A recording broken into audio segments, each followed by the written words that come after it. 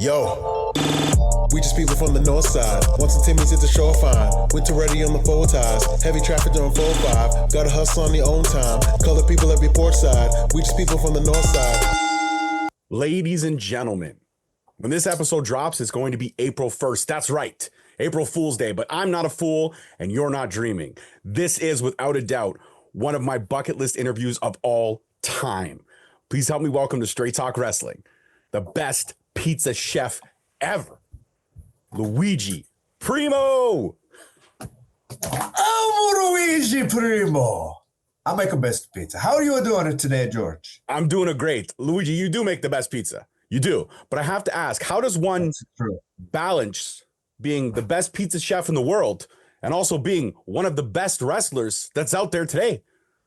Well, I think really what I have to offer to the world of wrestling and to entertainment at large is that I not only can make a pizza, but I'm also a wrestler.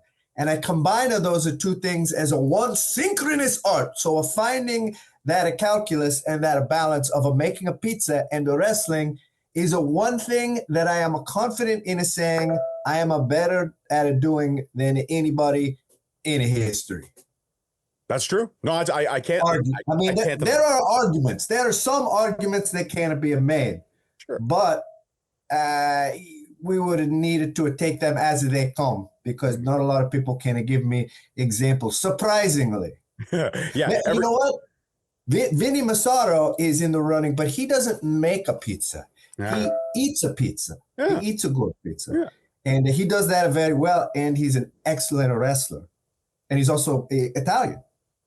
So that's good. That's good. That's a representation all around. Now, I have to ask you this.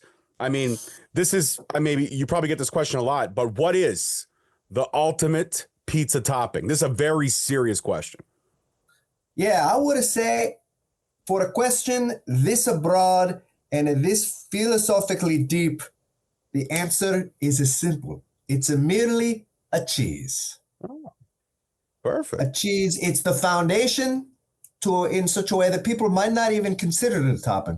But think about the different types of a cheese that become a topping, that you have to pay $2 extra, $3 extra, $4 extra. Gorgonzola, ricotta, Gouda cheese. These are all premium toppings. And because it's so fundamental, I think it's the best topping. I'm Luigi Primo. You know what? I will not argue with you. Now, I mean, myself, this might hurt my chances for the rest of this conversation, so I apologize in advance. I do enjoy the occasional pizza with pineapple on it. Ooh, that's a tough one. That's a tough one. Now, the question I have about a pineapple is how do you cook the pizza? Because when you put the pineapple on a pizza, it's got the brown, thick rind and the green spines on the top. So wouldn't that ruin the pizza if you cook the pineapple on it? And then when you eat it, it would that brown outer layer, wouldn't that hurt your mouth and tear up your esophagus? That's really my main question about a pineapple. Yeah, no, you would be right if we cooked it that way, but most people peel it, they unshell it, if you will, then they cut it up in these really nice slices, and then they add those slices. I mean, you can cut up into slices, but you're still going to have the skin on it, so I don't see what you gain from that process. Fair enough. You know what? I look at it this way. It's the best of all four food groups. You've got your meat. If you add ham or pineapple or ham or pepperoni or something like that, then you've got your fruit, then you've got your cheese, and then you've got your wheat with the pizza. So it's kind of all four food groups. The problem is the four food groups. I think that was a scam by some segment of the food production in the United States. So I don't think that's really valid for any purpose. I try to make it valid. Maybe the 90s. Yeah. Well, I'm a 90s kid. We were in elementary school and then it became the food pyramid. But I think even now they're saying the food pyramid is bad. And now it's just whatever AI tells us to eat. That's right. Whatever AI tells us to eat. All right. Fair enough. Well, you know what? My wife is Italian, so you would like that. I'm half Italian and half Scottish. So my wife is Italian. And when she makes the pizza, she makes it her own dough, which is amazing. She puts on the sauce, she puts on the cheese, and then sometimes we'll add roasted red peppers. We'll add a little Italian sausage. We'll also add some green olives if we're in the mood, spice it up a little bit. And then also Clamato olives, the purple ones, which are really good, and mushroom. So those, we mix these things up. What do you think about those toppings, Luigi? Am I okay? Wait, Have I redeemed myself? Can you say the toppings again? Okay, so we've got we got the cheese, we got the sauce, then we got the Italian sausage, roasted red peppers, green olives, Clamato olives, and mushrooms. That, I mean, you can't get a better than that. That's a good set of toppings. My grandmother, she used to make roasted and marinated bell peppers in a jar. Delicious. Mm-hmm. Always just ate them raw. Would have loved to have one of those on a pizza, but it sounds great.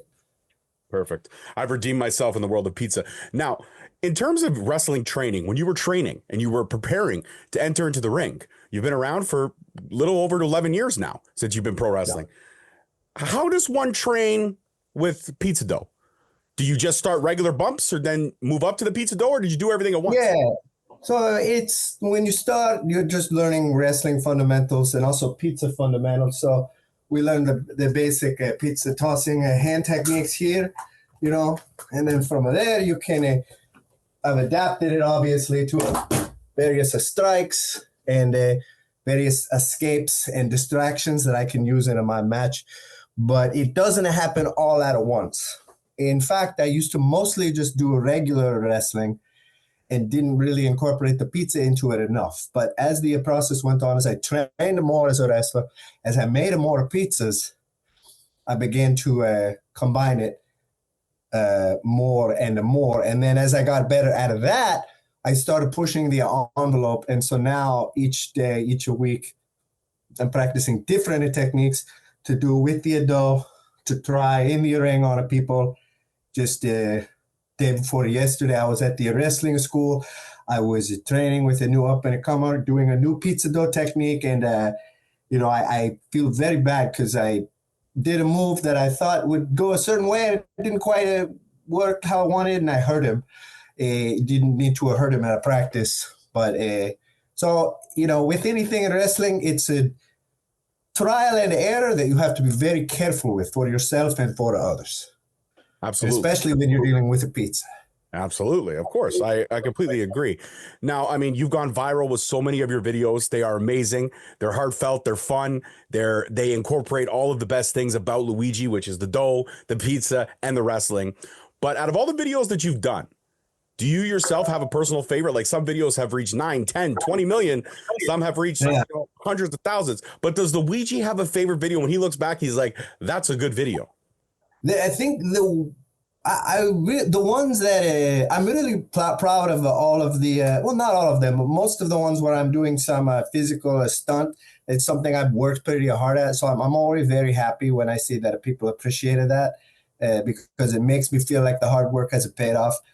I think my favorite video has to be me and Shima in Japan wrestling, and I use my pizza dough.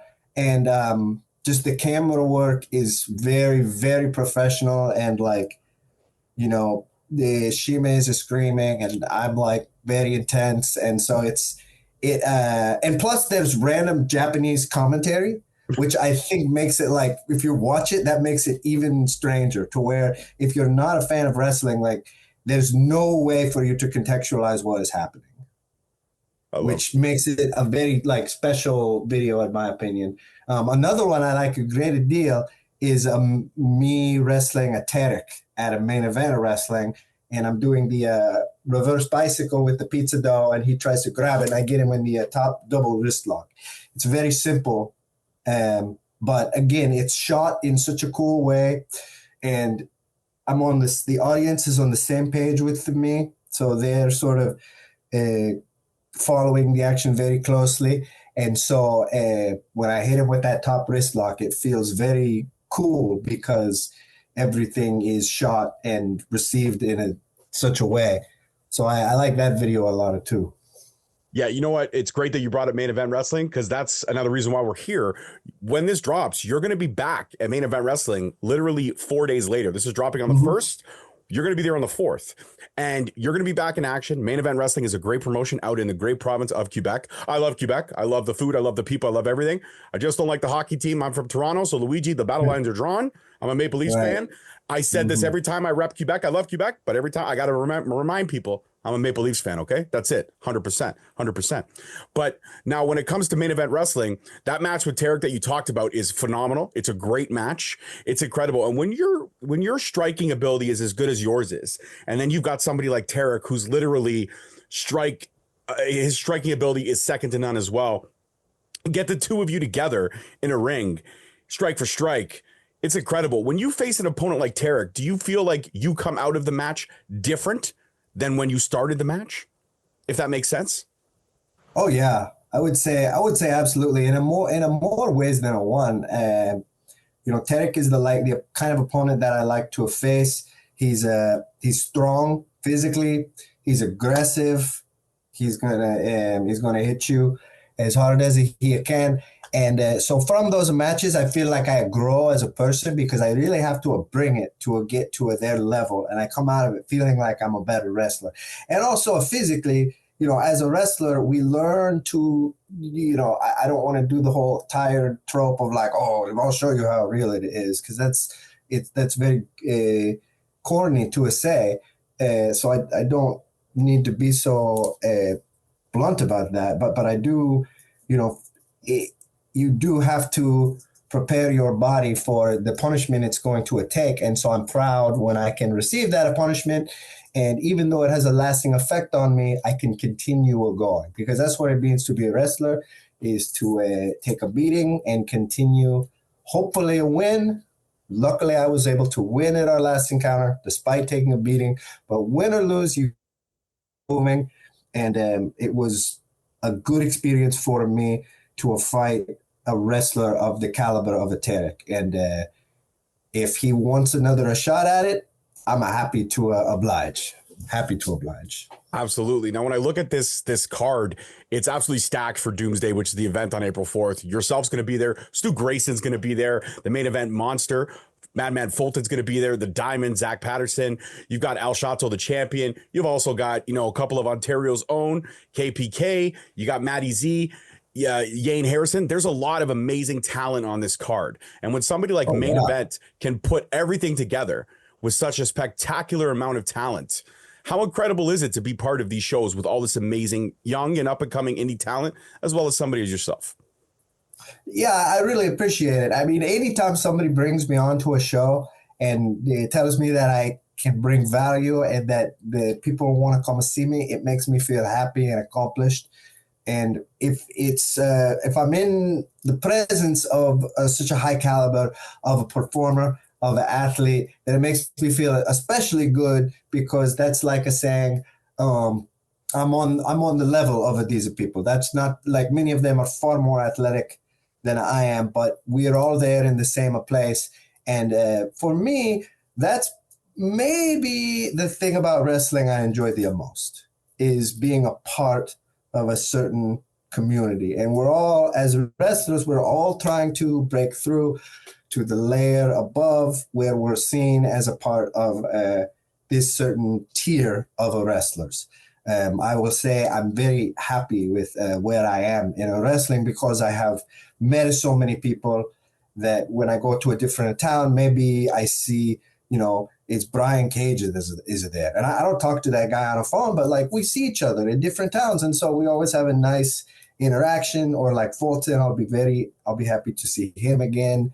It really makes me happy to have this continuity of experience that comes from seeing the same people over and over again, and the opportunity to face people, especially multiple times, is great because you can pick up the pieces of maybe things you dropped in your last encounter, and you continue building towards this story, like walking the King's Road of your journey as a wrestler.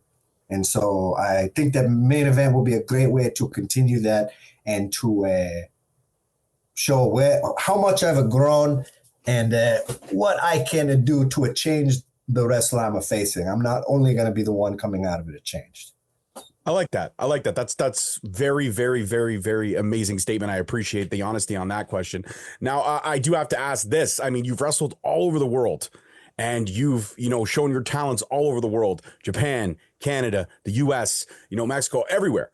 But what is one of the places that you may not have wrestled yet that you would love to sprinkle a little bit of pizza sauce all over the place? I think probably maybe England. I think I would like to do England. Any Southeast Asian country, I would like to go to, like Indonesia or Vietnam. Like, there's not a lot of wrestling out of there, but those would just be cool places to visit. But a place like England has such a vibrant wrestling community that I'd like to go and to see what it's like. So I'm going to say England. I think you would kill it over there in England for sure. I mean, we have to get you in Ontario, though. I'd like to see you, up close and personal and get you in Ontario. I feel like I might have wrestled in Ontario before. I've wrestled in Edmonton, in Montreal, and or Montreal, Quebec, Vancouver. I'm sorry, it's probably not the name of the province. It's probably the name of a city. British Columbia, yeah, Vancouver's in British Columbia. There it is. I'm not sure. I don't know if I've wrestled in Ontario. No, wait, Toronto. I've done Toronto because the Morgan brothers, they run out of Toronto, right? Mm-hmm. Okay. So, yeah, I don't believe I've been to Ontario. Okay. All right, perfect. Well, you know what? That's going to change because I'm one of the, podcasters here in Ontario and in Canada, and I love Rapid Pro Wrestling. So there's going to be some definite promoters out here that are going to see this and probably going to want to contact you. So I hope that we can get you out to Ontario. Now, I have to ask, I mean, when I eventually do get to meet you, when you do come out to Ontario, people probably bring you pizza dough to sign. People probably bring you pizza, sauce jars to sign. Is there anything crazy that you've been asked to sign? Have you been asked to sign a pizza dough? I mean, I would bring you out a pizza dough and I would make you sign it. I would. Not a raw pizza dough. Actually, now that you mention it, people haven't brought in live food products. Nothing that needs to be refrigerated has been brought to me, which I would like that if people just brought me like a bell pepper for me to sign. And I could, because we would just needed to dry it. If it had some moisture, the waxy skin would make it a smear. Yeah. But I don't see why I couldn't sign a bell pepper or a garlic, a clove, or maybe the rind of a wheel of some kind of a very dry cheese, like a Parmesan. These are all things you can bring me for me to assign, and I'll sign it for you for $40. Perfect. Well, probably for a much less or for a free. Oh, perfect. What about sauce jars? You ever get sauce jars brought to you? I've never had a sauce jar brought to me. Well, I got it. People, what are we doing? You got to get this kind of stuff. I generally discourage people from bringing glass receptacles to a wrestling show. Fair enough. I did destroy a bottle of Giardiniera at a performance like 6 months ago. Oh, yeah. And how was that? How was that? It was mixed. The crowd immediately. Well, because it wasn't a wrestling show, it was just a one-man sort of acrobatics demonstration. And I punched the dough into a jar of Giardiniera that went into the ground and exploded. And there was a gasp and the air just went out of the whole room. And there was like oily glass everywhere. And it was unpleasant, but I do not regret it. You can't regret things like that, Luigi. You have to just be in the moment. You have to be in the moment. Right. 100%. Now, listen, this is another, point that we definitely have to touch on. I mean, with all your viral success of everything that you've done and all the places you've traveled over the world, you were also able to showcase your skills on national television, AEW. How was that experience for Luigi Primo all around from beginning to end? Man, it was a great. I already came into it with a lot of experience being produced in various shows because I've been involved in so many shows over the years. So I felt like I could just, slot in, do what was asked. And I enjoyed the way they had things set up there. I found the environment to be very cool. It was very fun to be there. It was another one of those times I was saying where I got to see some of people that I knew that I had met in other places. And so that was it's always great to see people in any wrestling show, but to see people that you know before and meet up with them again at a major company show, that was a unique feeling. That feeling is probably the feeling that people most people look for in their lives, because that is the feeling of the hard work has a paid off at the highest level, which, in the end, it's all these emotions we feel will go away and we will all die. But as far as emotions go, and that was one of the top ones that I've experienced, I would say. Absolutely. And I appreciated them for having me, for Jericho for having me, and Tony Khan for reaching out. Yeah, it was a lot of fun, and I felt it was cool. It was a lot of fun. It was very cool. Awesome. Amazing. Now, this is a question I don't know exactly how you might react, but I'm going to ask it anyways. A lot of times people, I think, may have judgments based on who you are as a pro wrestler. They see the videos, they think, oh, this is who this guy is. This is what this guy does. But have you ever gone to a show and, I guess, been underestimated? And then maybe after a fan will come up to you when there's a meet and greet happening or something like that and be like, dude, you know what? Like, I love the gimmick, but you really impressed me with your skill level. Has that ever happened where people kind of maybe label you a certain way and then you surprise them, which I know you have the ability and the talent to? Oh, yeah. Oh, yeah, all the time. And I find that a mark of success if I can, convey that I make a pizza and that, I am Italian and that I wear an apron. I can present all these things to where people find it, funny or whatever. And then also deliver on the wrestling end. Having people be surprised like that is something that I aim for. I try to surpass expectations because I think that's part of the fun of wrestling is seeing things you don't expect. And I think people might be surprised that even though I make a pizza and do these things with the dough, like if totally left to my own devices as far as what I would do, they might be surprised as to some of the choices that I'd make and some of the wrestling that I would choose to do. One time that was a pretty cool was I don't think Little Guido knew who I was per se. He had like maybe a small idea, and we tagged together. And I was just like, what do you think I should do? And he's like, he's like, so what level are you? Like he assumed I was just a random guy. Like I imagine a lot of people would have think, and Santana Jackson, I would imagine people think the same thing about a wrestler like that. But afterwards, in the match, I did normal things in a match, and then afterwards I was like, "How was it?" And he's like, "Wow, you take great bumps. You take great bumps. Wow." And so that I felt that was very gratifying to have Guido tell me that I took good bumps after maybe thinking I was just like a random guy. Which, because it was an ECW kind of throwback show, so like it would totally make sense for him to have a partner who's a random guy in like a show like that. But that was a good experience. That's a really cool story, man. That is a really cool story. Do you think sometimes that being of Italian descent and kind of having this character that represents your heritage, do you think sometimes you get labeled or kind of put in a box of like Italian characteristics of what you can and can't do? I think I try to stick to what I do best, which is make a pizza and the wrestling. I try not to get too far from that. I try not to divert my focus too much because then it's going to, if I divert my focus, then I won't be able to achieve my goals because you need to have a forward momentum with an almost unbelievable amount of pressure to accomplish almost anything. So I try and maintain my focus, make a pizza, wrestling. That's it. And that's what I want to do. And that's what I want people to see me as. But I will say that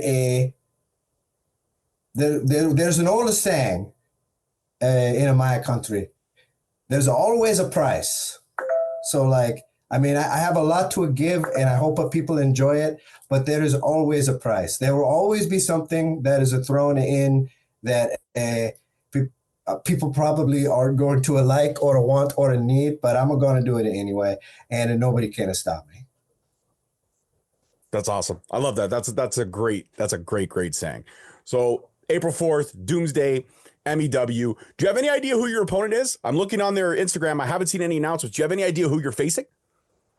I have no idea. As I mentioned, I would be happy to, Tarek had some salty things to say after our match, so I'd be happy to give him another opportunity. But I leave it to the eminent booking intelligence of the people there to give me the opponent they want, and I will beat them using a pizza. Absolutely, you will. Now, I mean, I don't want to give away your strategy because you prepare for everyone. I know you always prepare for, no matter who you're facing, you're prepared for every kind of situation. Is Luigi Primo working on any new strikes or any new things that may surprise his opponent? Are we going to see some more? Because the stuff you can do with the dough is incredible. The way you can move it and the way you can maneuver it and the way you've worked it into strikes is amazing. Is there something that you're working on to try to perfect something different that they may not be able to see coming? Well, without saying it too much, the thing I've always focused on is making a pizza using a pizza myself. But I've been thinking about what if I could find a way to make my opponent make a pizza unintentionally? Oh. That would, it would follow Tsung Tzu's saying of you get twice as much if you get your opponent to pay for your food. So that's what I am going to attempt, is to maybe get them to accidentally do some things with a pizza. I'll just to say that. I could be into that. I could be into that. They could knead the dough. They could cheese it up. They could there's a lot of things that they could do. Yeah, you could really make somebody make a pizza very special. Mm-hmm. Well, I think I would just, maybe I move the pizza in such a way to where they either have to move or something weird happens to them with the pizza. So either way, it's humiliating. I love it. Now, I mean, do you have any special ingredients to make your dough dense as it is for that striking ability? Do you add a little extra flour? You add a little extra yeast? How? Because I mean, when you strike people with that dough, it sounds like it hurts. High gluten flour. High gluten flour. You add a little more salt than a normal, and then you have to knead it as long as possible. The more you knead it, the more that it's the fiber micro strands are going to strengthen. So ideally you have a dough mixer, but if you don't have a dough mixer, you just need to knead it by hand, use your elbows, use your fists. You do that for like 30 minutes or more, and it'll get tougher and tougher. And then you can let it rise for a little bit. But if you're using it primarily for combat, you can fight with it, and then you let it rise more, then you make a pizza with it. Perfect. Amazing. Combat pizza lessons from the best pizza chef in the world, ladies and gentlemen, Luigi Primo. Luigi, this has been an incredible conversation, something that's been on my bucket list for a long time, and I'm honored and privileged to say that I was able to sit down and speak with you. And if you could, for me, if you could look in the camera, give that Luigi Primo energy and say, you just had a great conversation with Straight Talk Wrestling, and people should have subscribed. I'm Luigi Primo, and I make the best pizza. I just had a great conversation on a Straight Talk Wrestling, and I think you should have subscribed, and I'm going to make you a pizza someday if you order from me and you come to my city. Even if you don't subscribe, but please do subscribe. I'm Luigi Primo. I love it. Ladies and gentlemen, the best pizza chef in the world, Luigi Primo. Thank you so much. If you guys are in the Montreal area, please be sure to check out Main Event Wrestling, April 4th, Doomsday. The card is stacked, and Luigi will be in the house showing all his special skills off to the Montreal wrestling faithful. As always, I'm your host, your boy, George Mackay. This is my guest, Luigi Primo. Peace, love, and wrestling. See you next time. Peace. Yo, we just people from the north side. Once the Timmy's hit the shore fine. Winter ready on the full ties. Heavy traffic during 4-5. Gotta hustle on your own time. Color people every port side. We just people from the north side.